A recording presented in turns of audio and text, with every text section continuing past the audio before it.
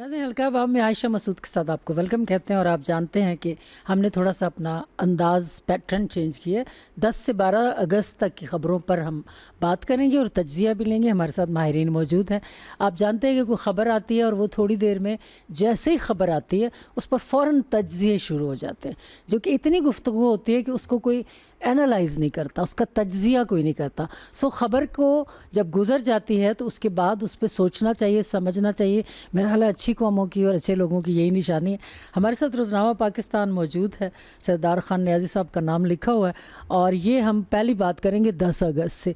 10 अगस्त की जब हमने ख़बरें जो पिक की हैं उसमें पहली ख़बर है कि वज़ीर आज़म शहबाज शरीफ 17 अगस्त से इंडोनेशिया का दौरा करेंगे। अब ये जो दौरा करेंगे इसके बारे में हम लोग तज्ज़िया लेंगे। D8 कॉन्फ्रेंस है, सरबराही इजलास में शिरकत करेंगे। पहली ख़बर ये है। उसके बाद हमारे पास दूसरी भी ख़बरें हैं। बलोची ज़बान के नगमे की बड़ी तारीफ़ हुई, उस पर बात करेंगे। ट्रंप ने जो कहा जंग नहीं तेहरान पर माशी दबाव डालेंगे, ये भी हमारा रहेगा कि ये ख़त्म ही नहीं हो रहा कज़िया, ऐसा शुरू हुआ। फिर तालिबान के हवाले से एक स्टेटमेंट दी और फिर अगस्त हमने मनाया यौम पाकिस्तान, तो कायदे आज़म का पाकिस्तान पर बात करेंगे। सबसे पहले चूँकि प्राइम मिनिस्टर ने D8 सरबराही इजलास में शिरकत करनी है, होना यही चाहिए कि 17 से पहले उसका होमवर्क तैयार किया जाए, सोचा जाए कि वहाँ जाएंगे तो हमें किस अंदाज़ में आगे बढ़ना है, हमें क्या क्या फ़वाइद हासिल हो सकते हैं। सबसे पहले मैं आपको इंडोनेशिया का एक तारुफ पेश करती हूँ कि उनकी इकॉनमी मज़बूत है, हाँ कर्ज़ भी है। इकॉनमी कैसे मज़बूत है? सरमायाकारी तेज़ी से आ रही है, बढ़ रही है। कुदरती वसाइल हैं जिसमें निकल है, पाम ऑयल है, कोयला है और मादनियात हैं जो कि बरामद कुनंदा है, बरामद होती हैं। और मार्केट जो है वो उनकी मुस्तहकम है। कुदरती वसाइल उनका जो असासा है कीमती, उसमें उनकी मार्केट, कुदरती वसाइल और नौजवान, जैसे कि हमारे यहाँ भी नौजवान बड़ी परसेंटेज में और हमारा कीमती असासा है। मैन्युफैक्चरिंग पर बड़ी तवज्जो उन्होंने दी हुई है। डिजिटल मैशत उनकी मजबूत है, गैर मुल्की सरमायाकार आ रहे हैं। ख़ाम माल बरामद करने की बजाय, इम्पोर्टेंट नुकता है, ख़ाम माल बरामद करने की बजाय मुल्क के अंदर मैन्युफैक्चरिंग की तरफ बहुत ज़्यादा उन्होंने तवज्जो दी है। और कर्ज़ है लेकिन काबिल इंतज़ाम है, ऐसा नहीं है कि उस कर्ज़ के लिए मज़ीद कर्ज़, उस कर्ज़ के लिए मज़ीद, ऐसा नहीं है। और कर्ज़ के साथ तरक्की भी कर रहा है, यानी कर्ज़ वापसी का इंतज़ाम मौजूद है। अब पाकिस्तान की निस्बत इसने 20 साल में ये तरक्की की है, 20 ईयर्स। हम 20 ईयर्स में क्या इस अंदाज़ में आगे बढ़ सकते हैं? ख़ाम माल की प्रोसेसिंग उन्होंने मुल्क के अंदर शुरू की, मैन्युफैक्चरिंग की, ये एक बहुत बड़ी इंपॉर्टेंट बात है। और फिर जो प्रोडक्शन है उनकी निकल की, वो दुनिया की 60% है। ये बड़ी बात है, दुनिया भर की 60% निकल की जो प्रोडक्शन है वो उनकी है। मकामी जो कंजम्पशन है उस पर तवज्जो उन्होंने दी है, मकामी सर्विसेज पर तवज्जो देते हैं। इंफ्रास्ट्रक्चर में मुसलसल इजाफा हो रहा है। और फिर सनती जोन बनाए गए हैं। और फिर मकामी पॉलिसी जो है, मकामी से एक होती है कौमी पॉलिसी, पूरी कौम के लिए बनती है। एक होती है हर खित्ते की, हर सूबे की अपनी मकामी पॉलिसी, उसमें बड़ा उन्होंने तसलसल रखा हुआ। ये नहीं हुकूमत गई सारी पॉलिसी गई, अपना एक उन्होंने उस पर तसलसल रखा। अब अगर कंपैरिजन करें पाकिस्तान को कहाँ काम करना है, ग्रोथ कम है, सरमायाकारी कम है, सनती पैदावार कम है, बरामदात कम है, कर्ज़ बहुत ज़्यादा, IMF का, महंगाई ज़्यादा है। और हमारे यहाँ मैन्युफैक्चरिंग भी नहीं है, टेक्सटाइल इंडस्ट्री भी हमारे यहाँ ख़त्म हो गई तकरीबन। तो हमें इन बातों पर तवज्जो देनी, एक ये। और दूसरा फिर जो हमारा है, आगे हम ज़ुबानों पर भी बात करेंगे। डॉक्टर साहब हमारे साथ जो मेहमान है, मैं उनको पहले तारुफ़ करवा दूं। हमारे साथ जो पहले मेहमान है डॉक्टर महमूदुल हसन है, तज्ज़ियाकार। डॉक्टर साहब आपको वेलकम कहते हैं शो में। मेरे साथ दूसरे मेहमान हैं, हमारे शो का हिस्सा बनते रहते हैं, advocate supreme court and column निगार शबीर अहमद मिर्ज़ा, आपको भी वेलकम कहते हैं। हमें एक सीनियर तज्ज़ियाकार तज़ीन भी थोड़ी देर में ज्वाइन करेंगे। जब तक हम बात शुरू करते हैं डॉक्टर महमूदुल हसन से। डॉक्टर साहब आपने प्राइम मिनिस्टर इंडोनेशिया जा रहे हैं 17 को, की जो उनकी है D8 की सरबराही कॉन्फ्रेंस है, उसमें जो हमने इंडोनेशिया को देखा, कर्ज़ है, तरक्की कर रहा है, इंफ्रास्ट्रक्चर बढ़ा रहे हैं। फिर मैंने पॉइंट्स आपको काफ़ी सारे दिए हैं, क्या कहेंगे, हम क्यों इन बातों में पीछे हैं? सबसे पहले तो मैं आपका शुक्रगुज़ार हूँ कि आपने अपने इस प्रोग्राम में मुझे मदऊ किया। जैसा कि आपने कहा कि वज़ीर आज़म साहब जो हैं वो हमारे इंडोनेशिया जा रहे हैं, ये एक बहुत अच्छी बात है कि अभी हम ज़ाहिर है ये वाला एनालिसिस बड़ा ज़रूरी है कि इंडोनेशिया ने तरक्की कैसे की डॉक्टर साहब, हम कहाँ खड़े हैं, हम कब करेंगे। जी बिल्कुल, हमें ऐसे- ये सीख के वहाँ जाना चाहिए या वापसी में समझ आ जानी जी, चाहिए। मैं यही अर्ज़ करना चाह रहा हूँ कि इंडोनेशिया हमारे सामने जो है वो देखें कि इस वक्त आबादी के लिहाज से भी चौथी बड़ी जो है वो ताकत है, और इस हवाले से उन्होंने अपने मुल्क पे जो है वो काम किया, कौम ने अपने आप को जो है वो स्ट्रेंथन किया, और उनके यहाँ जो उनका पाम ऑयल है और उनके यहाँ जो निकल है, उन्होंने इलेक्ट्रिक जो बैटरीज़ तैयार की हैं, और इस वक्त जो लिथियम इलेक्ट्रिक बैटरीज़ हैं वो पूरी दुनिया के अंदर जो है वो भेज रहे हैं। और आज हमारे यहाँ अगर देखें पाकिस्तान में, तो हमारे यहाँ ये आज जो सोलर है या इलेक्ट्रिक गाड़ियां हैं, और उसके लिए हमें ये बैटरीज़ की किस कदर जो है वो ज़रूरत है। हम मैन्युफैक्चरिंग नहीं करते, हम मैन्युफैक्चरिंग करते नहीं हैं। तो एक तो उनसे जा रहे हैं, तो होना तो ये चाहिए कि उनके साथ कोई ऐसी कोऑर्डिनेशन बनाई जाए कि इंडोनेशिया में वो काम कर रहे हैं तो उसके साथ साथ वो पाकिस्तान के अंदर भी उसी तो तरह पाकिस्तान खुद क्यों ना छोटी मोटी मैन्युफैक्चरिंग, तो कह रहा हूं उनके साथ देखिए टेक्सटाइल हमने डॉक्टर साहब टेक्सटाइल इंडस्ट्री हमने ख़त्म कर दी हुई है, हमारा वो बड़ा कीमती असासा है।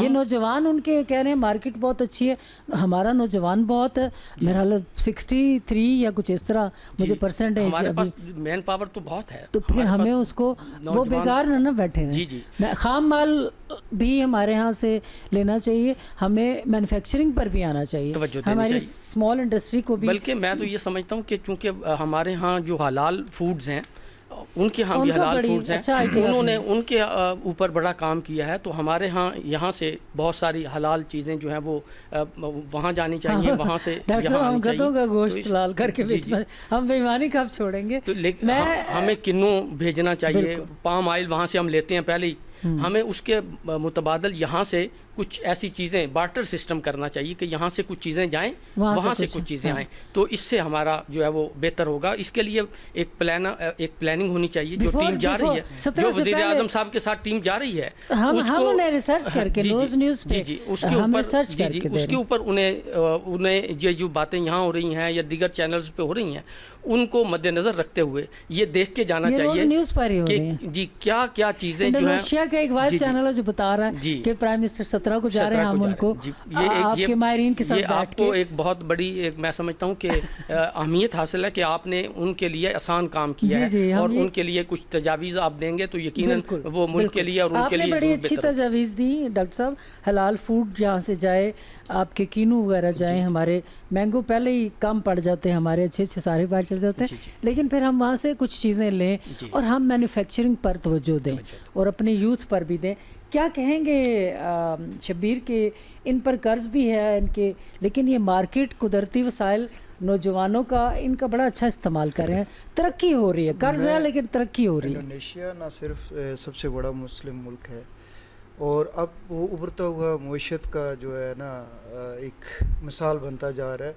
उन्होंने अपनी जो जमहूरियत है और इस्लाम का कामयाब इम्तजाज, जमहूरियत और इस्लाम का कामयाब इम्तजाज करते हुए अपने वसाइल को, देखो शबीर आपने अच्छी बात की, खाली इस्लाम में आप शिद्दत पसंद हो के साथ जमहूरियत, इस्लामी फलाई ममलकत, जी ये वही आ गया ना कॉन्सेप्ट। तो मैं कहता हूँ कि इंडोनेशिया ने इत्तेदाल पसंद इस्लाम और माशी तरक्की को मॉडल बनाया, और अपने जो वसाइल उनके पास थे उनको बरूकार लाते हुए अपनी इंडस्ट्री को फ़रोग़ दिया। अब आप जो चाह रही हैं कि पाकिस्तान क्या करे, उससे क्या सबक सीखे। पाकिस्तान के पास अल्लाह की दी हुई हर तरह की नेमत है, सिर्फ नमक को देख लें आप, लेकिन हम उसकी प्रोसेसिंग नहीं कर सकते। जो हमारे पास जो स्वाद के अंदर स्टोन है, जिम स्टोन है, उसकी प्रोसेसिंग नहीं कर सकते, लेकिन दुनिया के सबसे कीमती तरीन जिम स्टोन हमारे पास हैं, हर तरह की। अब लिथियम बैटरी इनका एक बहुत बड़ा इंडोनेशिया का इनकलाब आ रहा है कि ईवी में वो बड़ी तरक्की की है।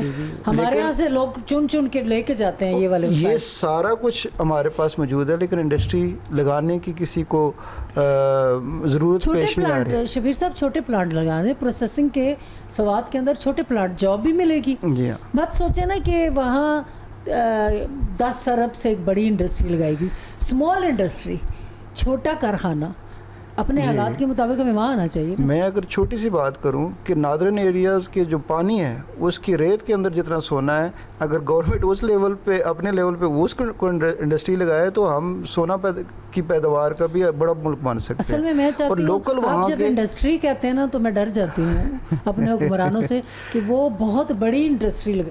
چھوٹے کارخانوں میں ہمارا حال ہے.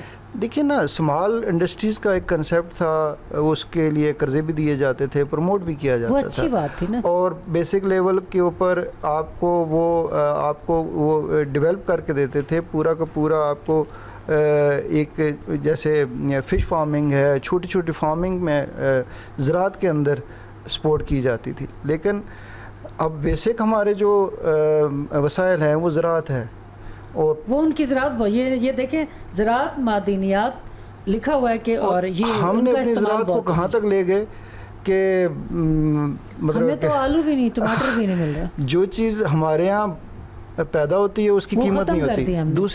دوسرے سال کسان اس کی ہمت ہی نہیں کرتا لگانے کی. اس سال کے ساتھ سلوک بھی ہمیں اچھا کرنا چاہیے. درمیان میں جو منڈیز اور جو بروکر ہے وہ کما جاتا ہے، کسان بیچارہ جو ہے مڈل مین کا کردار وہی رہ جاتا ہے. خراب ہے. وہ کیسے کم ہو یہ ایک الگ شو کرنا پڑے گا. یہ ابھی سمجھ میں نہیں آ رہی. سارے ہم چاہ رہے ہیں پرائم منسٹر کو یہ جو ہم نے چیزیں بتائی ہیں اس میں مینوفیکچرنگ ان کی امپورٹنٹ ہے. اپنی پروڈکشن کرتے ہیں. نکل اگر تھا وہاں تو 60% دنیا بھر میں جا رہا ہے. تو ہمیں اس پہ اور یوتھ کا استعمال جب چھوٹے چھوٹے کارخانے لگیں گے نا، میں اس لیے انڈسٹری کی بجائے کارخانہ کہتی ہوں کہ ہم نے کئی برف کے کارخانے دیکھے تھے وہ بڑے چھوٹے سے ہوتے تھے، کئی ہوزری کے ہوتے تھے وہ بڑے چھوٹے چھوٹے ہوتے تھے. یہ جو مقامی چپل کے ہوتے تھے یہ چھوٹے ہوتے تھے. پھر ہم نے اس کو کارخانہ اردو میں چھوڑ کے انڈسٹری پہ گئے. پھر وہ شوگر انڈسٹری، پھر ہم نے سوچا کہ یہ تو اربوں کی ایسا نہیں ہے. چھوٹے آپ نے ریت بتائی ادھر کی جو سونے میں نکل، چھوٹی چھوٹی لگا دیں نا مشینیں اور 4 بندے 10 بندے. عوام وہاں پہ نا اپنے گزارا کرنے کے لیے چھوٹی چھوٹی چیزیں کر رہی ہے، لیکن اس کو پروموٹ کرنا چاہیے نا، بجائے کہ بین کرنا چاہیے. اچھا پھر جب قرض ہے نا، قرض ان کا اس لیے، قرض کے باوجود ترقی اس لیے ہو رہی ہے کہ وہ پروجیکٹس اسمال انڈسٹری، اکانومی، زراعت، مینوفیکچرنگ کر رہے ہیں. 40% شپنگ ان کی جو ہے نا وہ ان کا ملائکہ بنائے ہے، وہاں سے ہوتی ہے. وہ بھی متوجہ نہ کریں ہرمز کے بعد ملاقہ کا جو مسلم ملک ہے. دیکھیں نا دنیا کے 17,508 جزائر ہیں. دنیا کے سب سے زیادہ جزائر جو ہیں وہ انڈونیشیا کے پاس ہے، اور انڈونیشیا کو ابھی تک کئی جزائر کا پتہ بھی نہیں ہے کہ یہ بھی جزیرہ ہے. اتنے جزیرے اللہ نے دے دیے. لیکن اللہ کے جہاں پہ بہت سارے ان پہ کرامات ہیں، وہاں پہ ان کی گورنمنٹ جو ہے نا وہ عوام کے ساتھ رابطے میں ہے، عوام کو شریک کار بناتی ہے اپنے ساری انڈسٹریز میں، اور ان کے لیے وسائل جو ہیں وہ پیدا کرتی ہے، نہ کہ مسائل پیدا کرتی ہے. تو پروموٹرز ہیں، نہ کہ وہاں پہ جو فلرش ہوتا ہے اس کو اٹھا لیا جاتا ہے. اچھا ڈاکٹر صاحب آپ کی لینگویجز کی طرف بھی میں ابھی آ رہی ہوں، کیونکہ ہم نے ایک پرائم منسٹر کو انڈونیشیا کا مختصر سا تعارف دیا تاکہ وہ اپنی ٹیم کو بٹھا کے ان موضوعات پر کام کر لیں. ہوم ورک بڑا امپورٹنٹ ہوتا ہے، ظاہر ہے ان کی مصروفیات اتنی زیادہ ہیں تو ان کو کام کر کے جو ٹیم جا رہی ہے وہ اینڈ ٹائم پہ بیگ تیار کر لیتی ہے، ٹکٹ لے لیتی ہے، پرائم منسٹر سے چل پڑتی ہے. وہاں ہمیں امریکہ جانے کا اتفاق ہوا تو انہوں نے کہا جتنے ڈیلیگیشن آتے ہیں کوئی بھی آپ کا ڈیلیگیشن سیریس نہیں ہوتا. مجھے انڈیا جا کے بھی یہ پتہ چلا کہ صحافی اور جو جاتی ہے نا، کبھی بھی کوئی اس وقت زیادہ جاتے تھے تو میں نوائے وقت میں تھی تو جو جاتے تھے وہ کہتے ہیں وہ سیریس نہیں ہوتے، وہ دوسرے دیگر مشاغل میں چلے جاتے ہیں. تو ہم یہ چاہتے ہیں کہ ضرور انڈونیشیا سے ہم پرائم منسٹر جا رہے ہیں تو ان کے ساتھ جو ٹیم جائے بہت سارا ہوم ورک کر کے جائے اور سیریس ٹاک کی جائے، بجائے اس کے ساتھ ہی شاپنگ وغیرہ ادھر تھوڑا دھیان کم رہنا چاہیے. پرائم منسٹر کو تو پتہ بھی نہیں ہوتا اور ٹیم ان کاموں میں لگ جاتی. ایک بات اور ہے پھر میں آپ کے لینگویج، مقامی پولیس ایک ہوتی ہے پالیسی قومی، جو کہ قومی پالیسی میں بڑے بڑے چیزیں شامل ہیں. یہ جو ان کے ہاں میں نے انڈونیشیا کو جب دیکھ رہی تھی تو مقامی پالیسی پر میں تسلسل رکھتے ہیں. ڈاکٹر صاحب ہمارے یہاں آپ کو مقامی پالیسیاں اور اس میں تسلسل نظر آتا ہے؟ کوئی ذہن میں بات آتی؟ دیکھیں ہمارے ہاں مقامی پالیسیوں کے اوپر تو بلکہ توجہ ہی نہیں ہے. میں تو نام سن کے میں نے کہا یہ تو ضرور ابھی ہمارے ہاں مقامی حکومتیں ہیں لیکن कौन कहाँ किस सूबे में उसके ऊपर अमली तौर पे काम हो रहा है। मकामी हुकूमतें तो आएंगी तो मकामी पॉलिसियाँ बनेंगी, है ना, उस सूबे के लिए, उस आवाम के लिए होगी ना वो उस शहर के लिए, फिर उस हुकूमत मकामी के बदले लिए तो वो ना बदली जाए, वो ना बदले। वो जो फाइल में बने हुए SOPs उसके मुताबिक। अभी आप बहुत सारे ममालिक में आप देखें, नॉर्वे में और दीगर ममालिक में जो यूरोप में, उन्होंने नहरों पे पन बिजली के छोटे छोटे लगा के बंद बना के और उन्होंने वो मकामी तौर पे बिजली पैदा कर ली है, बजाय इसके कि बड़े वो लगाए जाएं जिस तरह हमारे यहाँ। ये मकामी जगहों को भी तो अहमियत, अभी सूबे तो बहुत ज़्यादा बना देंगे लेकिन साथ ही बहुत सारे ओहदे क्रिएट हो जाएंगे, पुलिस का क्या तो CM का क्या, लेकिन पॉलिसी कहाँ होगी। पहले तो धड़ाधड़, फिर ये लोग वो लेते हैं ना, मतलब बहुत ज़्यादा प्रोटोकॉल लेते हैं तो खर्चा बढ़ जाता है। उस खर्चे को कंट्रोल करने के लिए पॉलिसी, थोड़े लोगों पॉलिसी पर ध्यान दे। पॉलिसी देखें, ये तो हमारे यहाँ एक रवायत मारूफ है ना कि अगर किसी काम को लटकाना हो तो एक कमेटी बना दें।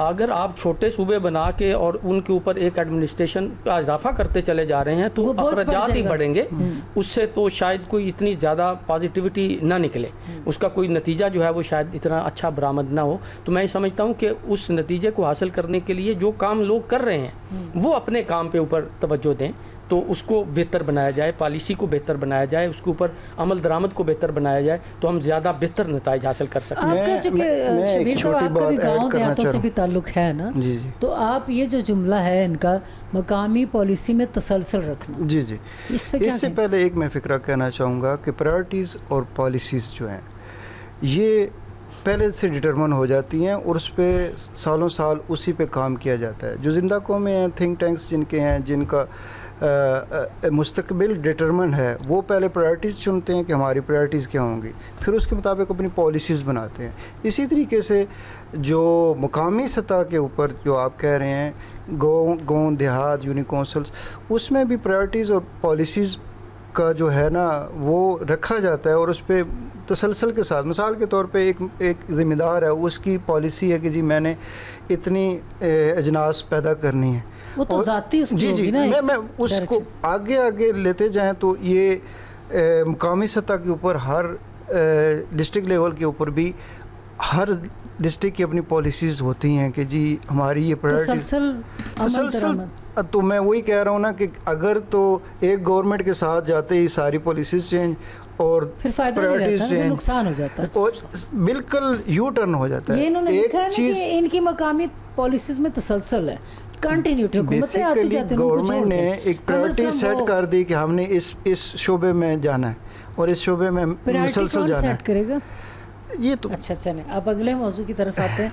दूसरा भी वज़ीर आज़म पाकिस्तान का है कि वज़ीर आज़म का बलूची ज़बान में पेश नगमों पर फ़नकारों का खराज तहसीन, ये रोज़नामा पाकिस्तान हमारे सामने है और ये 10 अगस्त की भी हम ख़बरें डिस्कस करें। तो अब हम डॉक्टर साहब, आप चूँकि माहिर लिसानियात भी हैं, बलूची ज़बान के इस नगमे पे उन्होंने तारीफ़ की, अच्छी बात है।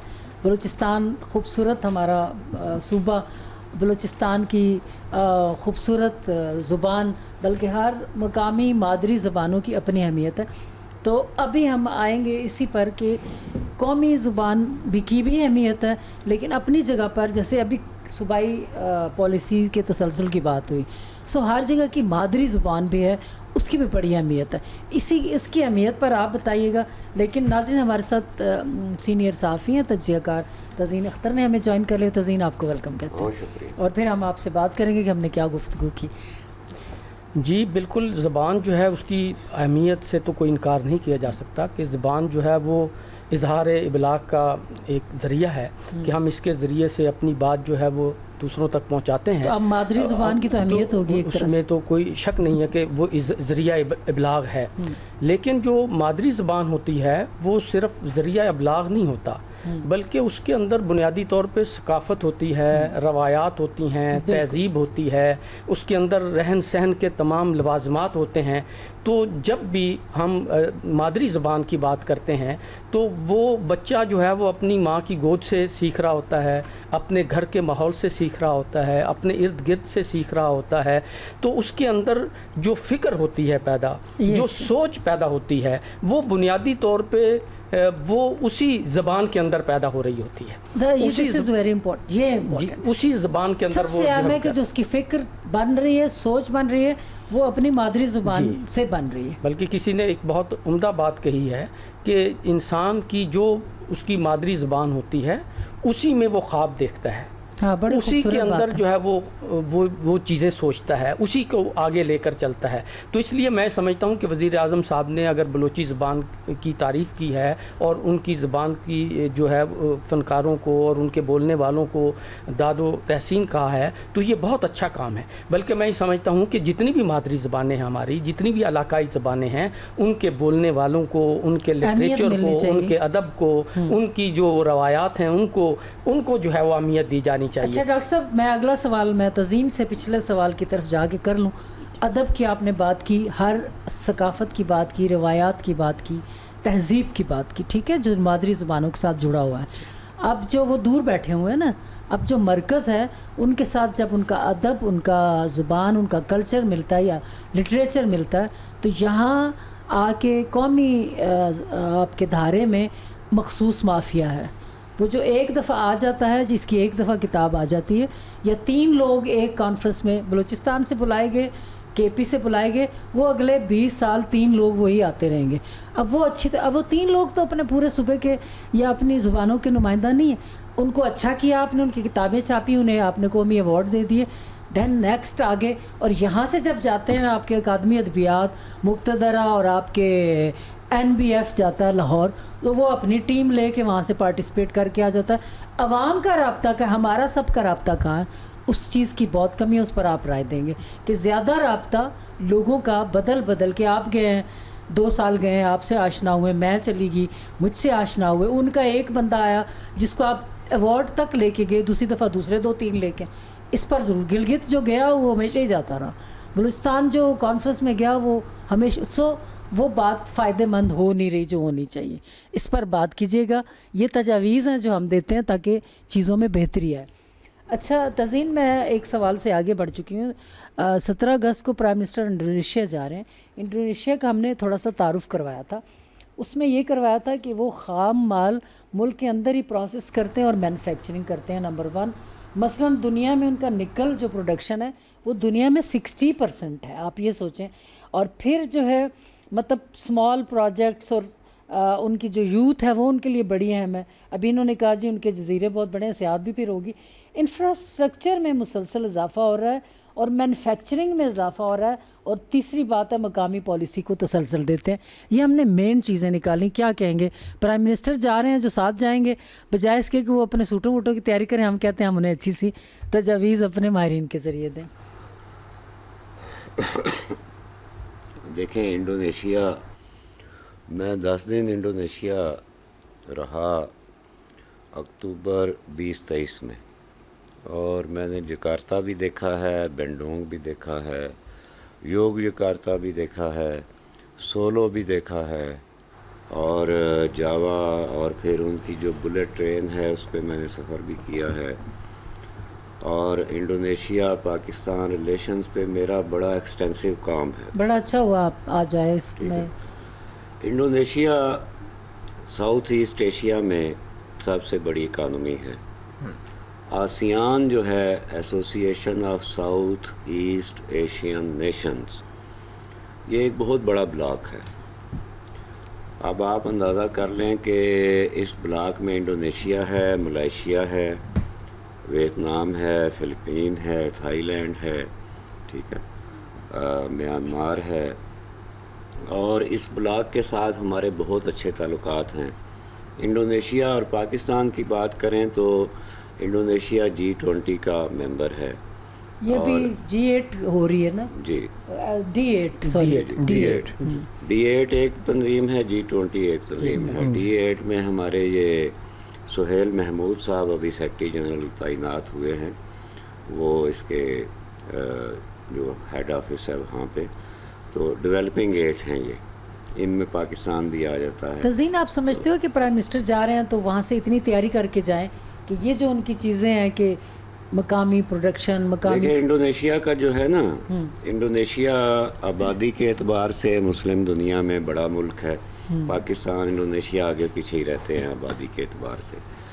किसी वक्त इंडोनेशिया सबसे बड़ा, किसी वक्त पाकिस्तान। और इसकी जो इकनॉमिक है सिचुएशन, स्टेटस, वो मैंने आपको थोड़ा बयान किया। अभी ये जकार्ता को मुंतकिल कर रहे हैं, एक मुकम्मल नया शहर बना रहे हैं, और चाइना के साथ इनका बड़ा इंटरेक्शन है। और इनका जो खित्ता है, आपके यहाँ से जो मैरीन ट्रेड गुज़र के जाती है, नेक्स्ट उसकी डेस्टिनेशन जो है वो इंडोनेशिया मलेशिया के बीच से गुज़रती है सारी। इंडोनेशिया के सदर जो अभी नौ मुंतखब हैं, ये पाकिस्तान आने वाले थे, लेकिन इनका दौरा बावजूद मुलतवी हो गया था और ये भारत से हो के वापस चले गए थे। ये अभी कुछ 1 महीने पहले की बात है। उस एतबार से वज़ीर आज़म पाकिस्तान का जो दौरा है इंडोनेशिया का, वो D8 के लेवल पे हो बेशक, लेकिन ज़ाहिर है कि बायलैटरल भी वो मुलाकातें वहाँ पे करेंगे। हमारे बहुत अच्छे ताल्लुकात हैं, हमें फ़ायदा उठाना चाहिए ना। हमें क्या फ़वायदा? सदर सुइकार्नो और सुहार्तो के दौर में पाकिस्तान का बड़ा साथ दिया। इंडोनेशिया ने हमारी जो जंगें हुई उनमें हमारा साथ दिया। बेंडोंग कॉन्फ्रेंस में पाकिस्तान बराबर का शरीक था 1955 में, जब 30 एशियन और अफ्रीकन ममालिक वहाँ पे इकट्ठे हुए और उन्होंने एलामिया जारी किया कि नौआबादियाती निज़ाम ख़त्म किया जाए। तो इंडोनेशिया की जो सनती अहमियत है, आपने बिल्कुल सही फरमाया। हम सबसे बड़े एक्सपोर्टर्स में से एक हैं इंडोनेशिया के, जो एडिबल ऑयल है, जो आपके फिर I9 में आके ये जो आपके यहाँ पे है ना चैम्बरों वाले, ये उसमें पता नहीं क्या मिला के आपको वो कुकिंग ऑयल जो देते हैं, उसका बेसिक जो इंग्रेडिएंट है वो इंडोनेशिया से आता है तकरीबन। अच्छा, हमें कुछ सीखना तो चाहिए ना तज़ीन, कि हम लोग भी ये चीज़ें अपनी मैन्युफैक्चरिंग नहीं, प्रोसेसिंग नहीं होती। अभी ये ना इन्होंने जो इश्तहारात जारी किए ना 14 अगस्त पे, उसमें इन्होंने एक लिखा हुआ है यूनिटी इन डाइवर्सिटी। ये यूनिटी इन डाइवर्सिटी इंडोनेशिया का स्लोगन है। इंडोनेशिया के 17,000 जजीरे हैं। कितने ज़्यादा जजीरे? 17,000 जजीरे हैं, और हर जजीरे पे अलग सिविलाइजेशन है। अभी आप लैंग्वेज की बात कर रही थी, तो सनती उनकी जो वर्थ है वो G20 से मैंने आपको बताया कि जो 20 बड़े ममालिक हैं, अगर हम अच्छी तरह तैयारी करके जाए ना तज़ीन, तो हम वहाँ से बहुत सारी बातें कर सकते हैं ना उनसे। मतलब कि पॉलिटिकल हमारे ताल्लुकात बहुत अच्छे हैं। ये हमारी हिस्ट्री है एक, जो कि मुसलसल हम एक दूसरे के साथ खड़े रहे हैं, और इसको अब आपने ट्रांसफॉर्म करना है इनटू मीनिंगफुल इकोनॉमिक कोऑपरेशन। अब इसमें आके यकीनन आप सही कह रही हैं, लेकिन इसको हम इस तरह देखेंगे कि पाकिस्तान के पास क्या है।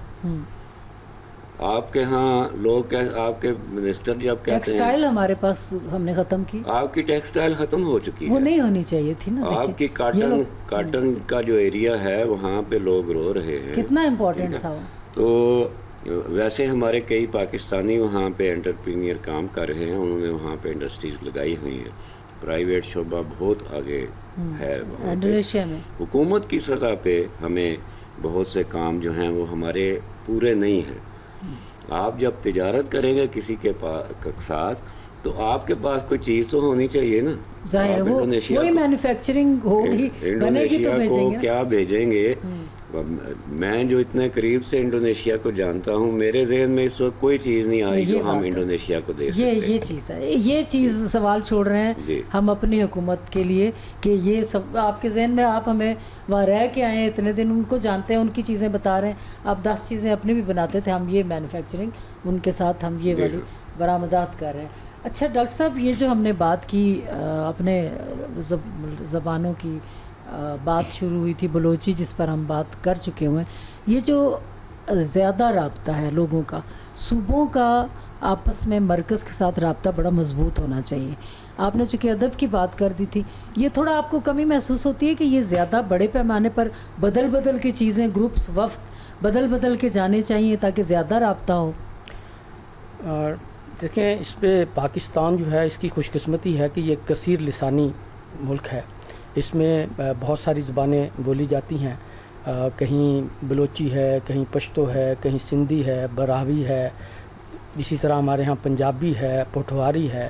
تو یہ ایک ورائٹی ہے، اور ہر اس زبانوں کا اتنا زیادہ ہونے سے مراد یہ ہے کہ ہم کثیر لسانی کے ساتھ ساتھ کثیر تہذیبی ہیں، کثیر جو ہے ہماری ثقافت کے اندر رنگینی ہے، اس کے اندر ورائٹی ہے.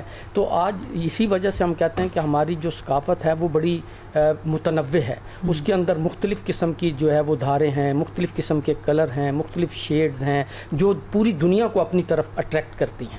تو اس لیے ہمیں بنیادی طور پہ ایک تو یہ کرنا چاہیے کہ اپنی مادری زبانوں کو فروغ دینا چاہیے کہ مقامی سطح پہ جو جس زبان کا جو ایریا ہے وہاں پہ اسی زبان کے اندر جو ہے وہ ابتدائی تعلیم بچے کو دی جائے، وہ بھی بڑی ہے تاکہ ان کو اس زبان سے، اس تہذیب سے، اس سے انہیں بعد میں ایڈ کیا جائے قومی زبان بھی. پھر اس کے بعد چونکہ ہمارے پاس جو رابطے کی زبان جیسے آپ کہہ رہے ہیں کہ ان ساری زبانوں کا جو رابطہ ہے وہ ایک لنگوا فرانکا جو ہماری قومی زبان ہے وہ اردو کے ذریعے ہونا چاہیے، کیونکہ اردو زبان جو ہے ایک ایسی زبان ہے.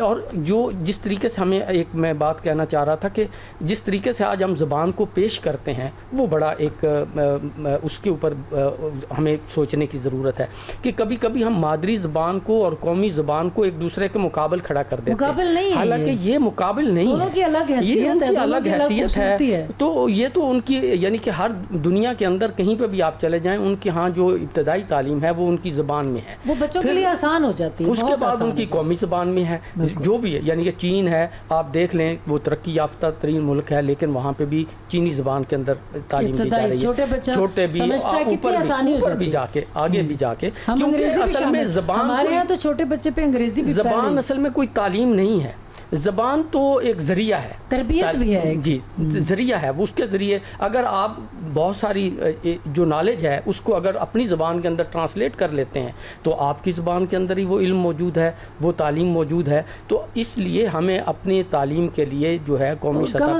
پہ بیسک سطح پہ ہمیں مقامی زبانوں کے اندر دینی چاہیے اور اس کے بعد اردو کے اندر پھر انگریزی کے اندر بتدریج جو ہے وہ. اور اس طرح ڈاکٹر صاحب اس پر بھی بات ہوگی کہ جب نصاب میں جب نیا آئیڈیا دیتے ہیں تو اگر یہ شروع ہو گیا تو کیا کٹا کھل جائے گا، وہ بھی یعنی نصاب کی پھر ترتیب، نصاب کو بنانا کتنا اہم کام ہے.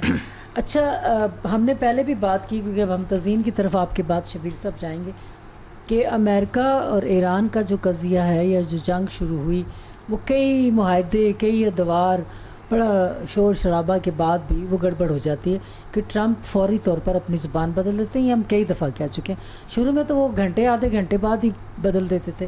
اب انہوں نے کہا ہے کہ جنگ نہیں، نیا بیان ہے، نو جنگ لیکن معاشی دباؤ ڈالیں گے.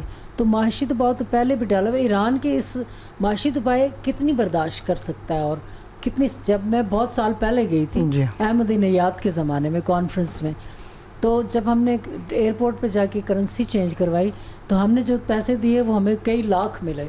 تو پہلے تو ہم حیران ہو گئے کہ ہم تو لکھ پتی ہو گئے، آگے دیکھا تو ٹیکسی کا کرایہ بھی 3 لاکھ تھا. تو وہ ایسا تھا. تو آپ کیا سمجھتے ہیں کہ تہران پر معاشی، اب انہوں نے نیا یہ طریقہ نکال لیا ہے کہ جنگ نہیں کریں گے، ہم معاشی دباؤ بڑھاتے چلے جائیں گے.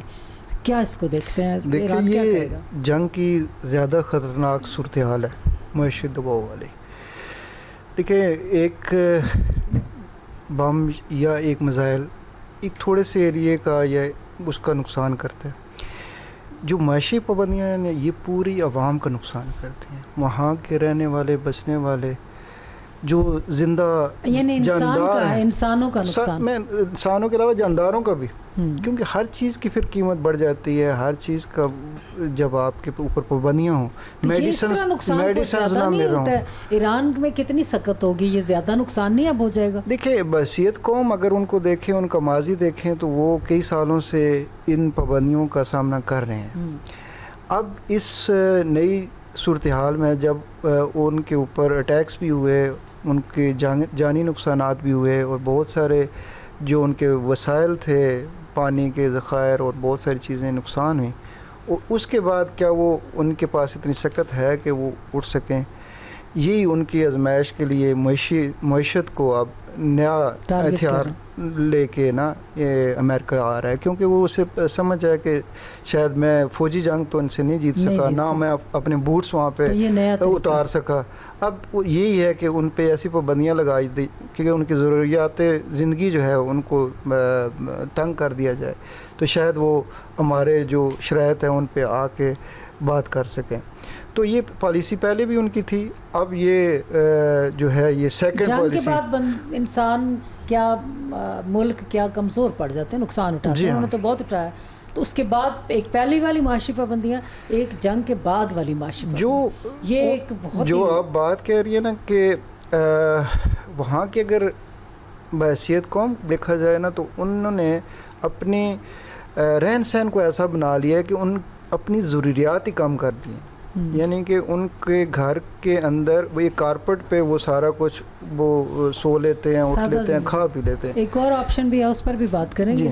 تو ٹھیک، ابھی تزئین یہ جو جنگ ہوئی، جنگ کے بعد اب معاشی پابندیاں پہلے بھی تھیں، جنگ کے بعد ایران نے مشکلات بھی دیکھی، ان معاشی پابندیوں کو یا پہلے جنگ اور اب ایران کے اس صورتحال کو چائنا بھی دیکھ رہا ہے، روس بھی دیکھ رہا ہے، تو انسانوں کو کوئی المیہ شروع ہو جاتا ہے کہ وہاں زیادہ ہی یہ ایران امریکہ کے ان فیصلوں کو اب یہ ملک ممالک کیسے دیکھیں گے؟ دیکھیں جو ٹرمپ صاحب ہیں نا، وہ تو ان کی جو آپ نے بات کوٹ کی، یہ تو سیدھی سیدھی بات ہے، کھسیانہ بلا جو ہے وہ کھمبا نوچ رہا ہے۔ ٹرمپ کے پلے رہ ہی کچھ نہیں گیا۔ ایران جس نے 79 سے وہ پابندیوں میں جی رہا ہے، اس کو کیا فرق پڑتا ہے؟ کون سی نئی پابندی لگائے گا ٹرمپ؟ امریکہ کا ایران کے ساتھ معاملہ کیا ہے؟ کوئی لین دین ہو تو پھر اس کو فائدہ نقصان دیکھے گا نا ایران۔ ایران تو یہ کہتا ہے جا دفع ہو، پرے ہی رہو، تو لگا پابندیاں اور دفع ہو جائے یہاں سے، وہ تو پھر یہ چاہتا ہے۔ تو یہ ایک لا یعنی بات ہے۔ ٹرمپ فارغ ہو چکا بالکل، اسی کنفیوژن میں وہ اب اپنا ایک وہ کہتے ہیں نا فیس سیونگ۔ میرا تو پتہ نہیں آپ کے پروگرام میں آیا تھا یا نہیں، لیکن میں تو شروع سے 8 اپریل سے پہلے سے میں کہہ رہا ہوں یہ فیس سیونگ ہے ساری۔ اور جو ایک اور کوشچن بڑا ہے، میں امریکہ نے ایک نئی سٹیٹمنٹ دی، افغانستان سے بھی نکل گیا ہوا جس انداز میں، وہاں بھی فیس سیونگ تو تھی آخر میں، تو اب انہوں نے ان کے تھنک ٹینک نے کہا ہے کہ طالبان جو ہیں وہ معدنی دولت ذاتی مفادات کے لیے استعمال کر رہے ہیں۔ تو یہ ذرا دیکھیں کہ یہ امریکہ فیصلہ کر کے بتائے گا، یا جو اپنا ملک ہوتا ہے اس کے لوگ سوچتے ہیں کہ ہمیں اپنے وسائل پہ کیا کرنا؟ اب جو طالبان کی رجیم ہے، یا تو اس کے بارے میں فیصلہ کریں نا یہ جو دنیا کے ٹھیکیدار ہیں، یہ آپ کو ایران کو تو بتاتے ہیں کہ بھئی یہ اپنے آپ اسپریچول لیڈر کو ہٹاؤ یا ہم رجیم چینج کریں گے۔ یہ پہلے تو رجیم کی بات کریں کہ جو رجیم کابل میں 20-21 کے اگست سے بیٹھی ہوئی ہے، اس کا کیا جواز ہے، وہ اس کی کیا جسٹیفیکیشن ہے، اس پہ کیوں نہیں بات کرتے ٹرمپ صاحب؟ ایران کی رجیم پہ کرتے ہیں۔ تو اب جو رجیم ہے، ظاہر ہے ممالک جو ہیں وہ مجبور ہوتے ہیں ان کے ساتھ معاملات رکھنے کے لیے۔ جیسے آپ کے ہاں 10 سال کے لیے ڈکٹیٹرشپ آتی ہے تو ممالک اس کے ساتھ معاملات کرتے ہیں، حالانکہ وہ ناجائز حکومت ہوتی ہے۔ یہی صورتحال وہاں پہ ہے۔ ٹرمپ صاحب کو اصل مسئلہ یہ ہے معدنی وسائل تک پہ بڑی گہری نظر ہے، ہاں، کیونکہ یہ اب معدنیات ساری جو ہیں یہ جائیں گی چائنا، اور چائنا کا بڑا قریبی رابطہ ہے کابل حکومت کے ساتھ، اور جو رجیم ہے ظاہر ہے کہ وہ اب بدخشاں میں ایک کام شروع ہوا جو نارتھ ہے افغانستان کا، وہاں پہ بہت زیادہ معدنیات ہیں، اور ان میں سونا بھی شامل، سونے کی کانیں بھی ہیں۔ وہاں پہ ایک اور جو ہے وہ چل رہا ہے فنامنا کہ جن کو طالبان نے اپنی رجیم میں شامل نہیں کیا تھا، اب جو تاجک ہیں وہ کہتے ہیں جی ہم 35% ہیں افغانستان میں، ٹھیک ہے۔ اسی طرح ازبک بھی 10% سے زیادہ ہیں، ان کو اس میں شیئر نہیں ملا۔ اور جب یہ طالبان آئے تھے اور آپ کے ہاں اب ٹائم کی وجہ سے شارٹ کرنا پڑے گا، جی بالکل، تو یہ معدنیات جو ہیں انہوں نے نکال کے دینی ہے، چائنا کو دینی ہے، اور اس کی تکلیف ہے۔ بیسیکلی 10 بلین ڈالرز کی سرمایہ کاری کی ہے چائنا نے، 10 بلین ڈالرز کی افغانستان کے ساتھ۔ 2021 سے آن ورڈ لیتھیم جو ہے نا، میں کہہ رہا ہوں کہ اگلی جو آ رہی ہے چپ کی اور ای وی کی آگے، لیتھیم کا آج بڑا ذکر ہوا ہے، اور کیونکہ لیتھیم سب سے زیادہ افغانستان میں ہے اور وہ چائنا لے کے جا رہا ہے، اور انہوں نے اس میں انویسٹمنٹ کر دی ہے، $10 بلین کر دیے. امریکہ کو یہ جی پرابلم ہے. امریکہ ان کا جہاں بھی ٹاکرا ہے وہ چائنا کے ساتھ ہی ہے، اور جہاں بھی وہ پابندی لگا رہا ہے چھوٹی قوم پہ، بوجہ چائنا ہے. کیونکہ $10 بلین کی سرمایہ کاری 2021 سے آنورڈ جو ہے وہ ای وی اور لیتھیم کی جو ایکسپورٹ ہے وہاں سے وہ ہو رہی ہے. اس وجہ سے وہ چاہ رہا ہے کہ جی اس کی معدنیات کو کنٹرول کریں تاکہ چائنا ترقی نہ کرے، اور اسے کوئی مسئلہ اصل نہیں. میں تو پاور کی لڑائی ہے بنیادی طور پہ، چونکہ امریکہ اپنے آپ کو ابھی سپر پاور ہی سمجھتا ہے، اور وہ یہ سمجھتا ہے کہ بے شک افغانستان کو ہم نے چھوڑ دیا ہے، لیکن آج بھی اس کے اندر جو پالیسی ہے وہ ہماری چلے، اور وہ پابندیاں بھی لگائی ہوئی ہیں، وہ پابندیاں بھی انہوں نے لگائی ہوئی ہیں اس کے اوپر سب قسم کی. لیکن چونکہ افغان حکومت نے جیسے بات کی گئی ہے امریکہ، یہ چائنا کے ساتھ، رشیا کے ساتھ اور دیگر ممالک کے ساتھ جو ہے وہ اس طرح کا وہ کیا ہے کہ آپ یہاں سے ہمارے پاس جو معدنیات ہیں وہ آپ لیں اور پیسے ہمیں دیں، تو امریکہ اس کے اوپر سوال یہ اٹھا رہا ہے کہ یہ پیسہ جو ہے وہ دہشت گردوں کے ہاں جائے گا، یہ داعش کے پاس جائے گا، اور یہ پھر جو ہے وہ ایک نیا جو ہے وہ لڑائی کا اور نئے فساد کی جو ہے وہ وجہ بنے گا. تو ظاہر ہے اس کے اپنے خدشات ہو سکتے ہیں، لیکن افغانستان کی جو صورتحال ہے ان کی اپنی ایک جو ہے وہ پوزیشن ہے، اور وہاں پہ بھی ظاہر ہے. اچھا، میں تو خاموش ہو گیا تھا کہ آپ نے کہا تھا کہ وقت کی کمی ہے. تھوڑا سا ساتھی جو ہیں اس پہ پورا کمنٹ کر رہے ہیں، آپ کریں دوبارہ کریں. وہ مجھے انہوں نے دیکھیں جو نا سونا وہاں پہ اہم ہے، اور کافی سونا افغانستان کی جی بدخشاں جو ہے نا، بدخشاں ابھی آپ کے بڑے بڑے اینکر پرسن جو ہیں وہ واخان کے اوپر بولتے رہے جی واخان کو الگ کر کے پاکستان اس کو شامل کر لے گا تو ہم تاجکستان سے مل جائیں گے. یہ واخان اسی بدخشاں میں ہے. وہاں پہ اب جو جمعہ خان ہیں، یہ پہلے طالبان کے ہی ساتھی تھے، تاجک ہیں بیسیکلی، انہوں نے اب وہاں پہ کچھ فتوحات کامیابیاں حاصل کی ہیں، اور اب یہ بات ہو رہی ہے. ہم تو کافی دنوں سے، کافی عرصے سے نمایاں کر رہے ہیں کہ بدخشاں میں کوئی بڑا کام پڑ سکتا ہے، کیونکہ بدخشاں میں واخان بھی واقع ہے، اور بدخشاں میں زیادہ جو معدنی دولت ہے افغانستان کی وہ پائی جاتی ہے. ساتھ تاجکستان لگتا ہے، ازبکستان لگتا ہے، اور جو پاکستان کا مفاد ہے اس میں وہ ہے کہ سم ہاؤ ہمارا ڈائریکٹ رابطہ ہو جائے تاجکستان کے ساتھ، تاکہ ہم جو کنیکٹیوٹی کے ہمارے پروجیکٹس ہیں، اب یہ جو ہے دو طرفہ ہے، کیونکہ سینٹرل ایشیا بھی بہت زیادہ بے چین ہے کہ ہمیں براہ راست رسائی ملے، اور ہم پاکستان اور پھر پاکستان کے بعد انڈیا تک پہنچے. بیسک ان کا جو ڈیسٹینیشن ہے وہ انڈیا ہے. جیسے تاپی جو گیس پائپ لائن ہے ترکمانستان، افغانستان، پاکستان، انڈیا، اس میں سے ابھی انڈیا ویسے نکلا ہوا ہے، لیکن ان کا مقصد یہی ہے کہ انڈیا تک ہم جائیں.